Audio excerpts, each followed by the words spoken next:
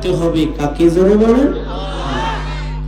কেউ যে আল্লাহকে ভয় পাইছে এটা বোঝা লাগবে তো, যে সে আল্লাহকে ভয় পায় বুঝাইতে হবে। আল্লাহ আমি আপনাকে কিন্তু ভয় পাই, এটা বুঝাইতে হবে। যে কোনো ভাবেই হোক এটা প্রকাশ করতে হবে যে আমি আল্লাহকে ভয় পাই। পুলিশে ভয় পায় এটা প্রকাশ করেছে, বা পুলিশ গেছে আর দৌড় দিছে, ঠিক না? পুলিশ দেখলে দৌড়ে না। মামলাকে ভয় পায় প্রকাশ করেছে।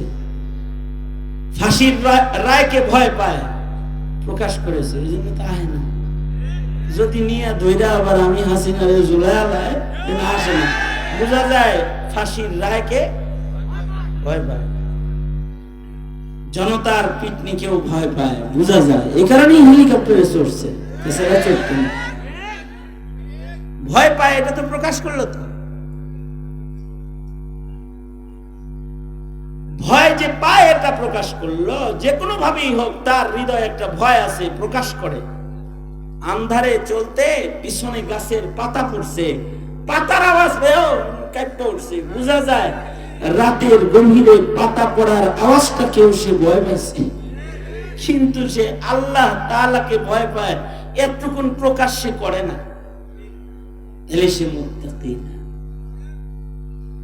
তবে যদি সে তার খোদা ভীতিকে প্রকাশ করে, সে যে আল্লাহকে ভয় পায়, এটা যদি কোনো ভাবে সে প্রকাশ করে ফেলে যে আল্লাহ আমি আপনাকে ভয় পাই, যেমন এই যে আমরা আল্লাহকে ভয় পাই দেখি এখানে আসছি, ঠিক না? এখানে আসছি কেন? আল্লাহকে ভয় পাই তাই এসেছি। আলেমরা কথা বলতেছি, শুনতেছি কেন? আল্লাহকে ভয় পাই এজন্য শুনতেছি। এই চাকার উপরে বসে আছি, নিচে বসে বসে উলামায়ে দ্বীনদের মুখের কোরআনের কথা শুনছি, কারণ আমরা আল্লাহকে ভয় পাই। এটা একটা বহির্প্রকাশ। এইরকম খোদা ভীতি যদি সামান্য করেও কেউ প্রকাশ করে যে সে আল্লাহকে ভয় পায়, তো আল্লাহ তাআলা খোদা ভীরু বান্দাকে মরণের আগে মাগফিরাতের দৌলত তাকে দান করেন। এই কারণে আল্লাহ পাক বলেন, ইয়া আইয়ুহাল্লাযীনা আমানুত্তাকুল্লাহ, ও আমার বন্ধুর প্যারা প্যারা উম্মত, আমার ইমানদার বান্দা বান্দিরা, ও ইমানদার বান্দা বান্দিরা, ইত্তাকুল্লাহ, এই আমার ইমানদার বান্দা বান্দিরা তোমরা আল্লাহকে ডরো। ইত্তাকুল্লাহ, আল্লাহকে ভয় করো। আমি এটা বোঝানোর জন্য অনেক সময় আমার আলোচনায় উদাহরণ হিসেবে বলি যে আমরা যখন বাড়িতে থাকি, বাড়িতে যাই, তখন অনেক সময় বাড়িয়ালি বাচ্চাদের ব্যাপারে নালিশ দেয়। আমার বউ এই কাম করে মাঝে মাঝে। বাসায় গেছি মাহফিল করে 2-3 দিন পরে গেলেই অনেকগুলো নালিশ দেয় বাচ্চার নাম। আপনাদের ছোট ছোট বাচ্চার ব্যাপারেও মায় অনেক সময় বাপের কাছে নালিশ দেয়, এই তোমার পোলা আমার হাড্ডি দিয়া গুড্ডি উড়া আলাইছে, আমার মাথার চুল পড়ে যাইতেছে, আমার হাই প্রেসার বাইরে গেছে, প্রেসার হাই হয়ে গেছে, আমি আর বাঁচবো না, ও আমারে মেরে ফেলবে। এরকম কিছু বিচার সালিশ দিতে থাকে। আবার অনেক সময় মায়েরা রাগ করে বলে কি, এনার লাঠি বিচার করবে আমার সামনে, লাঠিও তুলে দেয়। বাবার হাতে যখন লাঠি, তখন যদি সন্তানটা লাঠির একটু ভয় পাইছে না, এমনি চাইছে আমার বাপরে, যদি ভয় না পায়, তাইলে বাবার নিয়ত যদি থাকে একটা দেওয়ার, ভয় না পাইলে পাশার ছাড়ো দেয়, যতক্ষণ না পর্যন্ত ভয় পাইছে এটা প্রকাশ না করে। এর আগ পর্যন্ত বাপে নিজের সন্তানকেই পিটাইতে থাকে। আর যদি বাবারে দেখাই যদি এক দৌড় দিয়ে যায় দাদির আসলের নিচে যায় পালা, দাদি আমারে বাঁচাও, দাদি ফিরায়, বাপেও কয় খালি এই আঁচলের নিচে গেলি দেখা ছাইরা দিলাম, এই জন্য ছাড়লাম, খালি মনে রাখিস।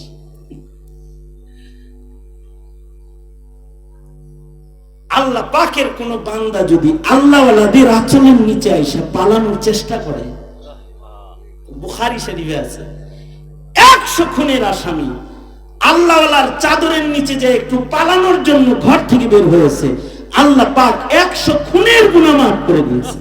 100 খুনের গুনাহ মাফ করেছে। আর যদি তার চোখ দিয়ে পানি বাইর হয়ে যায়, তার মুখে যদি উচ্চারিত হয় আব্বু আমাকে মারবেন না, ওয়াদা করতেছি আর আমি অপরাধ করব না, অথবা যদি পিতার হাতের লাঠি দেখে সন্তানের চেহারায় যদি ভীতির ছাপ পড়া যায়, বাবার হাতের লাঠি দেখে যদি সন্তান থরথর করে কাঁপতে থাকে, তো যে মা লাঠি উঠায় দিয়েছিল পিটানোর জন্য, সেই মা তার সন্তানের সামনে দেয়াল হয়ে দাঁড়ায় যায়, ওই মাই আবার বলতে থাকে তুই তো জল্লাদ বাব্য, তোর কি দয়া মায়া কিছু নাই? এত মোটা লাঠিটা এটা দিয়ে বাড়ি দিলে আমার ছেলে বাঁচবো? বলছি মারতে তাই মারবা তুমি? দেখো না ছেলেটা ভয় পেয়েছে, ওর চোখের পানি গড়ায় পড়ে গেছে, বাচ্চাটা আমার কাঁপতেছে আর সে মারবার লেগে আইছে। যাবেন মা নিজেই পিতাকে সরায় দিয়ে সন্তানটাকে সেভ করে লয়। বান্দার অপরাধের কারণে কখনো কখনো আযাব আল্লাহ পাক পাঠায় দেয়, কিন্তু বান্দা যদি তার মুখ দিয়ে উচ্চারণ করে আস্তাগফিরুল্লাহ, বান্দা যদি দৌড়ে মসজিদে যায়, রবের কদমে পড়ে যদি কান্দা দেয়, বান্দা যদি আল্লাহর আযাবকে ভয় পেয়ে গুনাহ খাতাকে ছেড়ে দেয়, আর যদি সে বলতে থাকে আস্তাগফিরুল্লাহ রাব্বি মিন কুল্লি যামব, ওগো আল্লাহ পেছনের সব গুনাহ থেকে আমি আপনার কাছে মাপ চাইছি, আপনি আমাকে ক্ষমা করে দেন, ভবিষ্যতে আর গুনাহ আমি করব না বলে ওয়াদা করছি। আল্লাহর ভয় যদি কোনো বান্দার ভেতরে এমন কোন কোয়ালিটিও প্রকাশ পায়, তার রাসূল বলেন আত্তাইবু মিনাজ যামবি কামান লা যামবা লাহু, মহান রব্বুল আলামিন বান্দার এতটুকু তাকওয়াল্লাহ এত পছন্দ করেন যে তার জিন্দেগীর সব গুনাহ আল্লাহ তাআলা মাফ করে তাকে মাসুম বানায় দেয়, কেমন যেন কেবলমাত্র সে মার পেট থেকে জন্মগ্রহণ করেছে, আর তার কেমন যেন কোনো গুনাহই নাই। এটা কেন? বান্দার প্রতি আল্লাহর ভালোবাসা, বান্দার খৌফ ও খাশিয়াত দেখে আল্লাহ পাক বান্দাকে এরকম মাফ করে।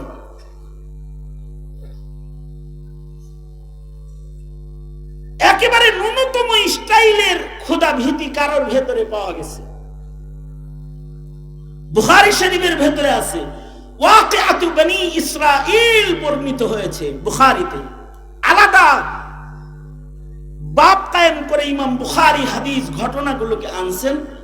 তার ভেতরে একটা হলো কাফন চোর, সারা জিন্দেগি কাফন চুরি করছে, অপরাধ করছে, কিন্তু মৃত্যুর আগে তার ভেতরে তাকওয়াল্লাহ আসছে, আল্লাহর ভয় আসছে। সে তার সন্তানদেরকে আল্লাহর ভয়ে ডেকে বলছে, ও আমার সন্তানেরা, আমি মরে গেলে আমাকে কাফনে পেঁচায় কবরে দিও না, আল্লাহর পক্ষ থেকে প্রশ্নের উত্তর দেওয়ার মতো শক্তি সামর্থ্য আমার নাই, ময়দানে মাশরে আল্লাহর আদালতে দাঁড়ানোর মতো চেহারাও আমার নাই, সারা জিন্দেগি আমি গুনাহ করেছি। এ আমার সন্তানেরা, আমি মরে গেলে বাপ হিসাবে তোমাদের কাছে ওসিয়ত করে যাচ্ছি, আমি মরে গেলে আমার লাশটা তোমরা আগুন দিয়ে পুড়ায় দিবা, আমি যখন আগুনে পুড়ে ছাই হয়ে যাব, এ পোড়া ছাইগুলোকে দুই ভাগ করবা। এক ভাগ ছাই বাতাসে হাওয়ায় উড়ায় দিবা, আর এক ভাগ ছাই পানিতে ভাসায় দিবা। বাতাসের রন্ধ্রে রন্ধ্রে, পানির ভেতরে, পাতালে পাতালে আমি কণা কণা হয়ে ঘুরতে থাকবো, আমার যেন রবের কাছে দাঁড়াইতে না। সন্তানরা তাই করলো। বাবা মৃত্যুর পরে বাবার লাশটাকে আগুন দিয়ে পোড়ায় দিছে, ছাই হয়ে গেছে। ছাইগুলোকে অর্ধেক ছাই বাতাসে ভাসায় দিছে, বাতাসে উড়ায় দিছে, অর্ধেক ছাই পানিতে ভাসায় দিয়েছে।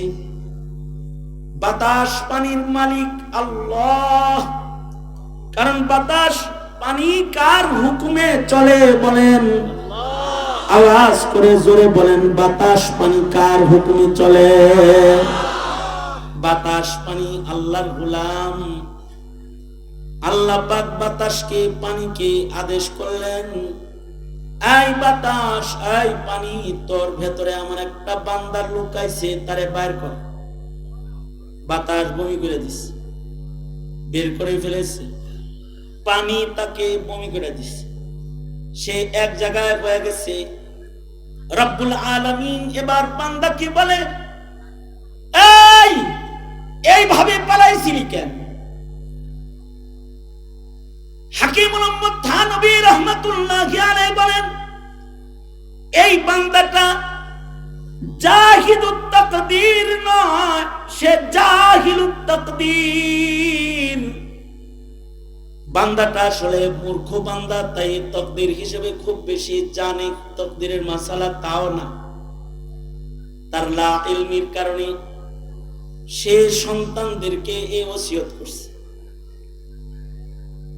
আল্লাহ পাক তো কাদের মুতলাক, যেখানেই পালাবে কাদের মুতলাক খোদা তাকে সেখান থেকেই বের করবে।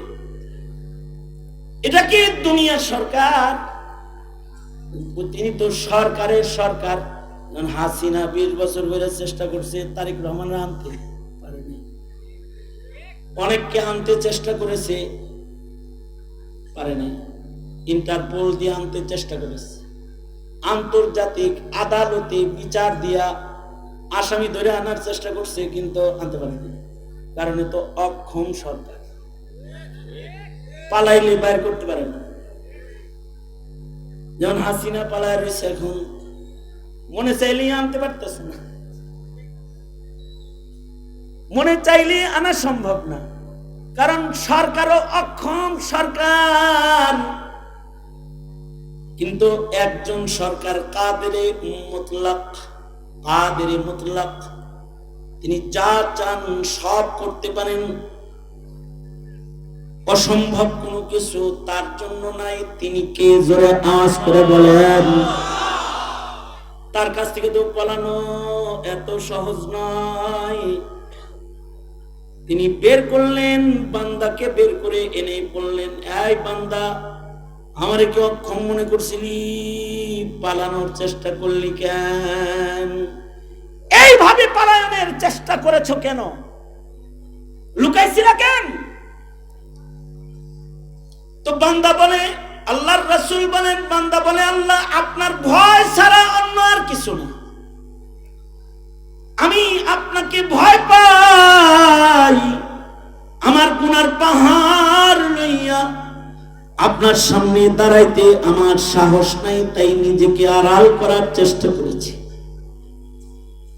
হাবিবে কিবরিয়া সরওয়ারে দু আলম মুহাম্মদুর রাসূলুল্লাহ সাল্লাল্লাহু আলাইহি ওয়াসাল্লাম বলেন, বান্দার এই যে এইটুকুন তাকওয়াল্লাহ, যে তাকওয়ার কারণে বান্দা আল্লাহর বিচার থেকে পালাইবার চেষ্টা করেছে, আল্লাহর ভয়ে, এটাকেও মহান রব্বুল আলামিন পছন্দ করে আল্লাহ পাক নোটিশ জারি করলেন, এই ফেরেশতারা, কিছু জিগানোর দরকার নাই, আযাবে দিও না, আমাকে ভয় পাই। তাকওয়ার কারণে তার পেছনে জীবনের সব গুনাহ মাফ করে দিলাম। একেবারে নিম্ন কোয়ালিটির একটি তাকওয়াল্লাহ। আরো নিম্ন কোয়ালিটি হলো তারকে মাসিয়াত, গুনাহ ছেড়ে দেওয়া আল্লাহর ভয়ে। একেবারে ক্ষুদ্র কোয়ালিটির একটা তাকওয়াল্লাহ। ইবাদত করে তা না, শুধু আল্লাহর ভয়ে সে গুনাহ করে না। আল্লাহর ভয়ে কেউ গুনাহ করে নাই, এইটাকে কবুল করো। আল্লাহ তাআলা বড় বড় আসামিকে মাফ করেছেন। নবী আলাইহিস সালাম হাদিসুল গার বলেছেন, নবী আলাইহিস সালাতু ওয়াস সালাম পূর্বের যুগের কিফিলের বর্ণনা জাতির কাছে পেশ করেছেন। জালেম কিফল, আল্লাহর ভয়ে সে শুধু গুনাহ করে নাই। এইটুকুন তাকওয়াল্লাহ তো অন্তত রাখবে যে তুমি মিথ্যা ছেড়ে দিয়েছো, আল্লাহর ভয়ে জুলুম করো না, আল্লাহর ভয়ে মদ খাও না, আল্লাহর ভয়ে বেপরদা চলো না, আল্লাহর ভয়ে দাড়ি কাটো না, আল্লাহর ভয়ে সব বন্ধ করো, আল্লাহর ভয়ে তুমি গুনাহগুলা ছাড়ছো। এইটাও যদি কারোর জীবনে পাওয়া যায়, আল্লাহকে ভয় পায় এই কারণে সে মিথ্যা বলে না, আল্লাহকে ভয় পায় এই কারণে গীবত করে না, আল্লাহকে ভয় পায় এই কারণে কাউরে গাল দেয় না, আল্লাহকে ভয় পায় এই কারণে বেপরদা চলে না, আল্লাহকে ভয় পায় এই কারণে দাড়ি কাটে না। যত কবিরা গুনাহ আছে এগুলো আল্লাহর ভয়ে কেউ ছাড়ছে। হতে পারে তার জীবনে অনেক বেশি ইবাদত নাই, যদি খোদার ভয়ে গুনাহ বর্জনের মতো তাকওয়াল্লাহ যদি তার ভেতরে পাওয়া যায়, তো আল্লাহর রাসূল বলেছেন এইটুকুন তাকওয়াল্লাহর কারণে কখনো কখনো রবের রহমতের দরিয়ায় জোশ পয়দা হয়ে যায়। আর আল্লাহ তাআলা এইটুকুন তাকওয়ার কারণে কখনো কখনো বান্দার জিন্দেগীর সব গুনাহ আল্লাহ পাক মাফ করে দেয়। সুতরাং গুনাহ করব না, কোথায় করব না? প্রকাশ্যে করব না, না গুনাহ করব না, গোপনেও করব না, গুনাহ করব না, চার দেয়ালের ভেতরেও করব না। হাকিমুল উম্মত থানবী রাহমাতুল্লাহি আলাইহি ওনার বয়ানের মধ্যে এবং জাস্টিস তাকি উসমানী ওনার খুতবাতের ভেতরেও বারবার এই তাকওয়ার উদাহরণ হিসেবে ওই সকল ঘটনাগুলো বারবার তাকরার করেন। কেন? ইদা তাকাররারা তাকাররারা, যত তাকরার হবে তত হৃদয়ে বসবে। হযরত ওমর মরুভূমির উপরেও গুনাহ করছে না এমন মানুষের সাথে হযরত ওমরের সাক্ষাৎ। হযরত ওমর রাস্তা দিয়ে যাচ্ছেন মরুভূমিতে, ক্ষুধার্ত, দেখলেন রাখাল ছাগল চড়ায়। উনি রাখালকে বললেন, একটা ছাগল বেচো আমার কাছে, খিদা লাগছে, $2 ছাগল বেচে ফেলাও, আমি দুধ খাবো, ক্ষুধা মিটাবো। রাখাল বলে, আমানত, আমানত, এটা তো আমার মালিকানার না, এগুলো আমানত, আমানত খিয়ানত মুমিন করতে পারে না। ঈমান, আমানতের সম্পর্ক কিন্তু ঈমানের সাথে, আমানতের সম্পর্ক, আমানতদারির সম্পর্কটা সরাসরি ঈমানের সাথে। লা ঈমান লিমান লা আমানাত লাহু। এই কারণেই আল্লাহর রাসূল সাল্লাল্লাহু আলাইহি ওয়াসাল্লাম ইবাদতের আগে আমানতের হিফাজতের নির্দেশ করেছেন।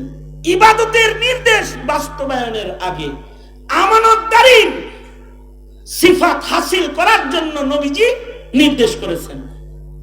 গজওয়ায়ে খায়বরে আল্লাহর রাসূল সাল্লাল্লাহু আলাইহি ওয়াসাল্লাম তাঁবুর ভেতরে বসে আছেন।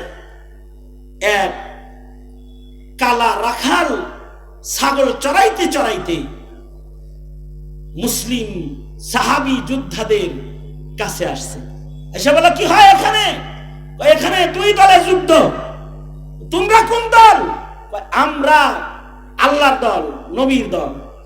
এক আল্লাহর তাওহীদ বাস্তবায়নের জন্য, আল্লাহর পয়গম্বরের রিসালাতকে প্রতিষ্ঠিত করার জন্য আমরা সাইয়্যিদুল আম্বিয়া, সাইয়্যিদুল মুরসালিন, দো জাহানের বাদশার লগে যুদ্ধ করতে আসছি। আমরা এক আল্লাহর ওয়াহদানিয়তকে প্রতিষ্ঠিত করার জন্য। হেরা কারা? হেরা হলো মুশরিক। মুশরিকদের সাথে যুদ্ধ হইতেছে মুসলমানদের। তোমাদের নবী সাইয়্যিদুল মুরসালিন, হ্যাঁ আমাদের নবী সাইয়্যিদুল মুরসালিন, দো জাহানের বাদশা, তিনি কই? তাবুর ভিতরে আছে, দেখা করা দেবনি, যাও দেখা করতে যাও। এই গোলাম রাখাল তাবুর দরজায় যায় দাঁড়াইছে, আল্লাহর রাসূলকে এক নজর দেখছে। নবী আলাইহিস সালাতু ওয়াস সালামের চেহারায় আনোয়ার, নূরানী চেহারা, আলোকিত চেহারা, এক নজর দেখার সাথে সাথে সে নবীজির প্রেমে পড়ে গেছে। কারণ নবীজিকে কেউ মুহাব্বতের সাথে দেখলে খিদা মুছা যেত, ক্ষুধা মুছা যেত। আল্লাহর রাসূল দেখাই আওয়াজ করছে, নবীজি আসতে পারি ভেতরে? আসো আসো। আপনার সাথীদের ভেতরে যদি আমি ঢুইকা যাই, আমি যদি কালেমা পড়া মুসলমান হয়ে যাই, তো আমার লাভ কি? আল্লাহর রাসূল বললেন, আমি তোমার সাথে গলায় গলা লাগাবো, তোমারে বুকে নেব, তুমি আল্লাহর পেয়ারা হয়ে যাইবা। কালো কৃষ্ণ, কালো গোলাম জীবনে কোনদিন সাদা মানুষের সাথে মুআনাকা সে করে নাই। আর সাইয়্যিদুল মুরসালিন তাকে গলায় গলা লাগাবে, চাঁদ চেহারার মানুষ তারে বুকে দিবে। সে বলে, আমারে বুকে নিবে না গোলাম রে। কেন? কয় তুমি আমার ভাই হয়ে যাইবা, তুমি কালিমাওয়ালা, তুমি মুসলিম, তুমি আমার উম্মত, তাই আমি তোমাকে বুকে নিব। সাথে সাথে কালিমা পড়ে মুসলমান হয়ে গেছে। এবার সে কয়, আমি যার উপরে ঈমান আনলাম, এখন আমি ওই আল্লাহর কাছে যদি পৌঁছতে চাই, আমার আর কি করতে হবে? আল্লাহর রাসূল বললেন, ওই যে যুদ্ধ চলতেছে, যুদ্ধে চলে যাও। ওইখানে গেলে আল্লাহর কাছে চলে যাইবা, এটা ইবাদত। নামাজের ওয়াক্ত এখন না, রোজার সময় না, যুদ্ধের সময়।